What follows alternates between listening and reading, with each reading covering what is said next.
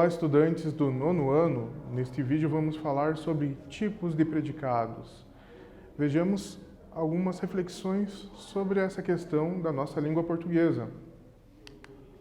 Você sabe a diferença entre ação e estado? O que é uma ação e o que é um estado? Essa imagem serve para exemplificar esses conceitos? O que você acha?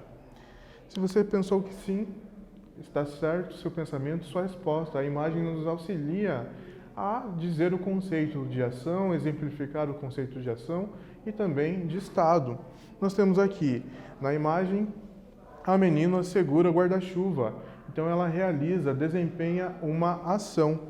Já o menino, nós podemos dizer que ele está em um estado. O menino está triste.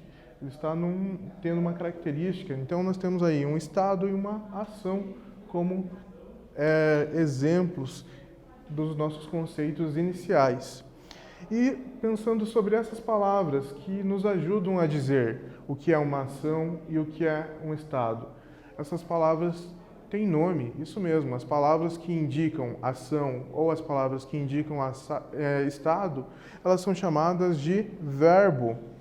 Em língua portuguesa, a palavra que indica uma ação ou um estado do sujeito é o verbo. Então, se você verificou, aquela palavra demonstrou uma ação que alguém fez, é um verbo.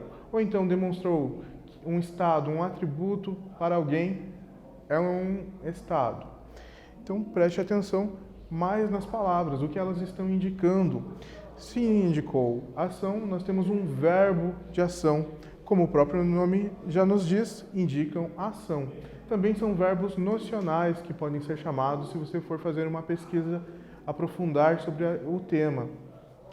Esses verbos eles podem indicar ações que pessoas ou seres realizam, ou ainda atividade mental, que não deixa de ser uma ação, ou um fenômeno da natureza, ou ainda um desejo, que não se manifestou ali, não foi concretizado, mas foi pensado. Então, sim, também é uma ação. Nós temos aqui exemplos de ações. Ação de escovar os dentes, ação de escrever, certo? Verbos. Os verbos que não indicam ação, indicam um estado, um modo de ser, também são chamados de verbo de ligação. Os verbos de estado geralmente são ser, estar, permanecer e continuar. Esses verbos têm esse nome de ligação pela sua função, que é ligar.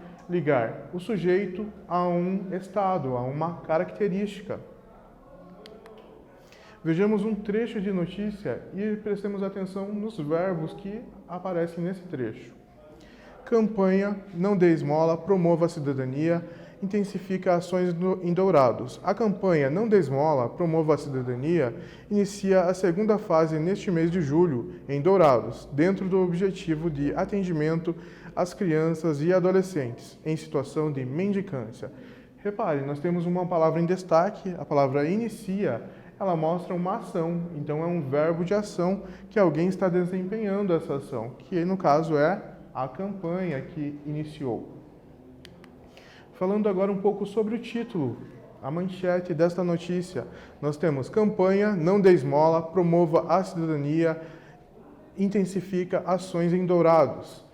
Nós temos aqui uma oração. Por que apenas uma oração? Nós temos o verbo intensificar.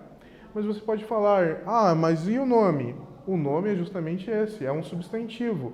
Mesmo que ali tenha verbos, como nós vamos ver na sequência, no caso, nós temos um nome. Esses verbos fazem parte de um substantivo. Mas desmembrando, trabalhando apenas com as frases que aparecem, com as orações, nós temos campanha intensifica ações em Dourados, um verbo, uma ação. Não dê esmola, um outro verbo, outra oração. Promova a cidadania, um outro verbo, uma outra ação. Quando o enunciado é organizado em torno de um verbo ou uma locução verbal, damos o nome de oração. Então, se você tem uma frase com um verbo, uma oração. Com 3 verbos, 3 orações.